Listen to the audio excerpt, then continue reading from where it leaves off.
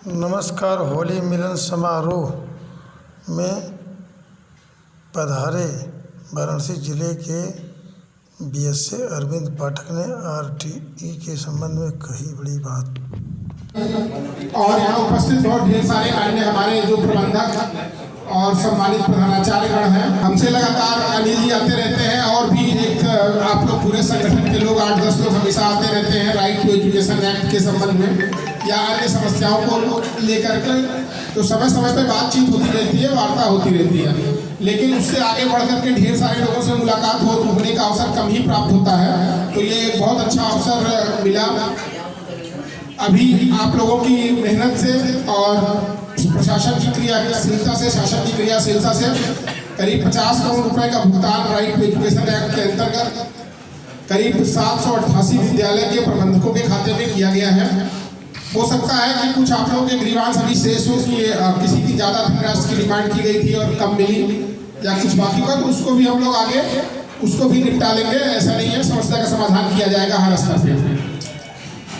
ये तो हमारा पक्ष था, लेकिन हमें आपसे अपेक्षा ये है, सभी लोग उपस्थित हैं, कि राइट टू एजुकेशन एक्ट के अंतर्गत पहली लॉटरी के रिजल्ट मार्च में आ गए थे और उनमें करीब 7,000 बच्चों के एडमिशन हुए हैं और दूसरी लॉटरी कल निकल जाएगी। इसमें करीब 2,000 फॉर्म आए हैं, तो करीब मान के चलिए कि 700-800 एडमिशन इसमें भी होते हैं।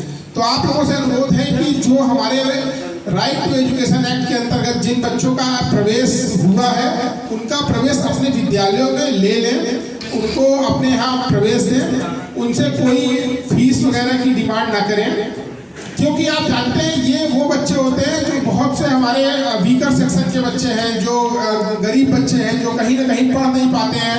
तो सरकार ने उनके पढ़ने के लिए ये व्यवस्था की है राइट टू एजुकेशन एक्ट के अंतर्गत। इसके अंतर्गत जनरल कैटेगरी में आप जानते हैं कि 1 लाख रुपए तक की आय सीमा का भी प्रावधान है और ओबीसी SC/ST का कोई प्रावधान नहीं है आय सीमा का, लेकिन जो है उसमें जाति प्रमाण पत्र इत्यादि का है। एक समस्या ये थी। दूसरी समस्या ये आ रही थी कि अभी आप लोग देख रहे होंगे ये यूडाइस कोड पे कुछ स्कूलों ने अपने पिछले वर्ष के बच्चों को छोड़ दिया है। तो जब वो बच्चे दूसरे जगह पे एडमिशन कराने जा रहे हैं तो उनका पेन नंबर नहीं होने की वजह से एडमिशन में विशेष समस्या आ रही। तो इसको ये कोई बहुत बड़ी समस्या नहीं है, ठीक है, आपका उस वर्ष छूट गया था, तो जिस विद्यालय के बच्चे हैं अगर वो छूट गए हैं तो कोई दिक्कत नहीं, वो हमारे माध्यम से या BRC के माध्यम से हम उन बच्चों का अगले स्कूलों में पोर्टल रखते हैं, उनका नया पैन नंबर जनरेट होगा। बस इसमें आपको जो पुराना विद्यालय है उसको ये लिख के देना पड़ेगा कि मेरे यहाँ इस वर्ष में ये बच्चे एनरोल्ड थे, लेकिन किन्हीं कारणों से या जो भी पोर्टल न चलने की वजह से आपकी लापरवाही से किसी भी कारण से ये बच्चे छूट गए हैं, इनका पेन नंबर अलॉट नहीं हो पाया है। तो इस वजह से जो है फिर उनकी समस्या का हम लोग समाधान कर लेंगे। इस तरह की समस्याएं बहुत नहीं आ रही है, इनके दुखे आ रही है, कहीं 2-4 बच्चे आ रहे हैं, कहीं तो बहुत समस्या नहीं है, लेकिन फिर भी जिसके लिए समस्या होती है व्यक्तिगत रूप से उसके लिए बड़ी समस्या बन जाती है। तो इसका भी हम लोग समाधान कर लेंगे और आप हमेशा से ही आप लोगों के सहयोग से वाराणसी जनपद ने राइट टू एजुकेशन एक्ट में बहुत शानदार काम किया है और अन्य क्षेत्रों में भी पढ़ाई लिखाई के बहुत अच्छा काम कर रहे हैं। तो हमारा सदा आप लोगों के साथ सहयोग रहेगा और आप लोगों से अपेक्षा कि आपका सहयोग मिलता रहे। इस तरह हम लोग मिल करके और बहुत अच्छा चलाएंगे, काम करते रहते हैं। हमारे बेसिक शिक्षा में अभी जो PM से विद्यालय चयनित हुए हैं वहाँ पर विशेष रूप से आपका प्रशिक्षण और फैसिलिटी और ये हेल्थ पार्लर वगैरह बनाने का कार्य कर रहे हैं। इसके साथ साथ करीब 100 विद्यालयों में अलग से ये काम कर रहे हैं स्वच्छता का। तो ये सारी चीज़ें कर रहे हैं, इनके साथ हम लोग लगातार मिल करके काम करते हैं। हमारे टीचर्स को ट्रेन भी करते हैं और डेटाल का स्वास्थ्य दिवस के अवसर पर आपको भी बहुत बहुत शुभकामनाएं हैं। आपको धन्यवाद है कि आप हमेशा हम लोगों का सहयोग करते रहते हैं। आप सभी को बहुत बहुत धन्यवाद, सभी को बहुत बहुत शुभकामनाएं। आप हमेशा मिलकर के बेसिक शिक्षा को आगे बढ़ाते हैं। Thank you. वाराणसी जिले के मेयर अशोक तिवारी ने क्या कहा, सुनिए।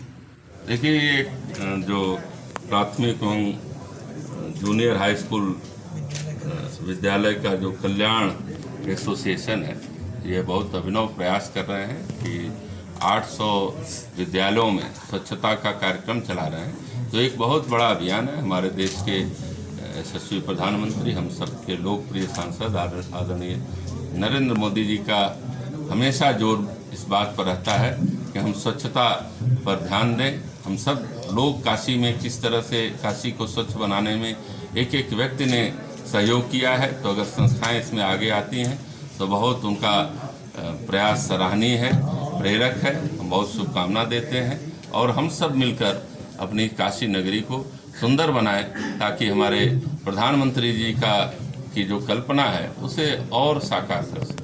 हम शिक्षा स्वास्थ्य की बात करते हैं, लेकिन आज शिक्षा और स्वास्थ्य इतना महंगा हो चुका है कि गरीब इससे नहीं उभर पा रहे हैं। ऐसी आपका प्रश्न उचित नहीं है। शिक्षा दे रही है पूज्य योगी जी की सरकार। आप इसका मतलब कि न गांव में जाते हैं न शहर के स्कूल में जाइए तो आपको पता लगेगा कि सरकार कितनी सुविधाएं दे रही हैं कि हमारे नौनिहाल, हमारे बच्चे, हमारे जो भारत के भविष्य हैं वो और अधिक बुद्धिमान हों, ज्ञानी हों, विज्ञानी हों। जिस भी क्षेत्र में जाएं वो अपना परचम लगाएं। विश्व स्वास्थ्य दिवस पर आप क्या संदेश देना चाहते हैं? देखिए, स्वास्थ्य के लिए ही सारा, स्वच्छता से स्वास्थ्य जुड़ा है। आहार शुद्धो सत्व शुद्धि। अगर हमारे अंदर शुद्ध आहार जाता है, स्वच्छ जाता है तो हम निरोगी रहेंगे। और पहला सुख निरोगी काया। शास्त्रों में कहा गया है सुख, परम सुख वही है कि हम अगर निरोग हैं तो हम आरोग्य सुख की कल्पना करते हैं हर प्राणी के लिए।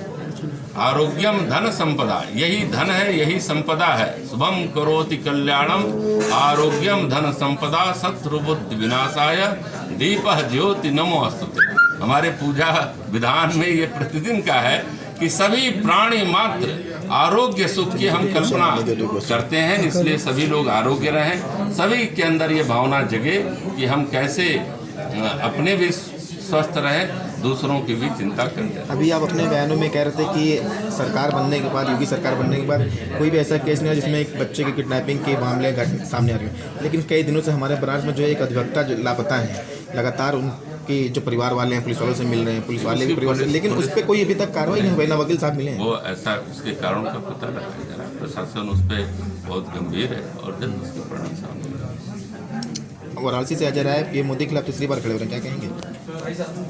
लड़ना सबका अधिकार है। मोदी के प्रति तो पूरी बनारस खड़ी हो गई है। तो यहाँ कोई प्रत्याशी मिल नहीं रहे थे, तो अगर वो प्रत्याशी के रूप में आए हैं तो अच्छी बात है।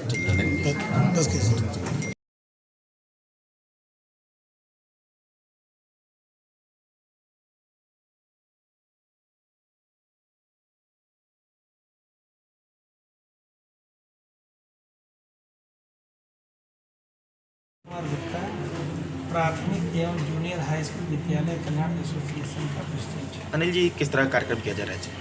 आज का जो कार्यक्रम है मुख्य रूप से वर्ल्ड हेल्थ डे और मतदाता जागरूकता, साथ ही यूनियन का होली मिलन समारोह, इन 3 विषयों पे और गेट टुगेदर एक उद्देश्य था, इसलिए इस कार्यक्रम का आयोजन किया। बहुत कम समय ऐसा होता है कि जब शिक्षा और स्वास्थ्य दोनों एक साथ मिल जाते हैं, और आज देश में इन्हीं की सबसे ज़्यादा समस्या उत्पन्न हो रही है, खासकर गरीब तबके के लिए। क्या कहेंगे आप? देखिए, वर्तमान सरकार इन 2 चीज़ों पे विशेष तौर पे प्रधानमंत्री जी का फोकस है। अब देखिए, शिक्षा के क्षेत्र में आप देख रहे हैं कि बच्चों को निःशुल्क पढ़ाया भी जा रहा है, किताब का ड्रेस दे रही सरकार।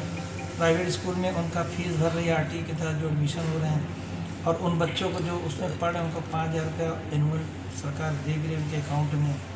तो स्वास्थ्य, अभी शिक्षा पे तो कोई दिक्कत ही नहीं रही। अब आइए स्वास्थ्य की बात, तो सरकार स्वास्थ्य से संबंधित जितने भी हॉस्पिटल है सबको अपडेट करी। इतने एम्स बनवा दिए भारत में आज़ादी के बाद, देखिए इन 10 सालों में देखिए इतने हॉस्पिटल बनवाए, इतने कॉलेज बनवाए जहाँ से बच्चे डॉक्टर बन के निकल रहे हैं। पहले इतनी कॉलेज भी नहीं थे, न इतने हॉस्पिटल थे, न इतने एम्स थे।